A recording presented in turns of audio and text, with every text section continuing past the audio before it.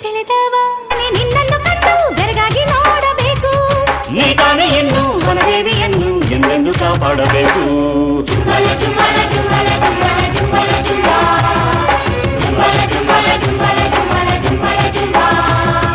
ಗಂಧದ ಗುಡಿಗೆ ಬಂದ ಅಂಧಕಾರನೇ ಚಂದ್ರದ ಕಾಡಿಗೆ ಬಂದ ಕನ್ನಡ ಕಂದನೆ ರಾಗಕ್ಕೆ ಸ್ವರವಾಗಿ ಸ್ವರಕ್ಕೆ ಪದವಾಗಿ ಪದಗಳಿಗೆ ನಾ ಸ್ಫೂರ್ತಿಯಾಗಿ ಕಾಣದೆ ನಾನು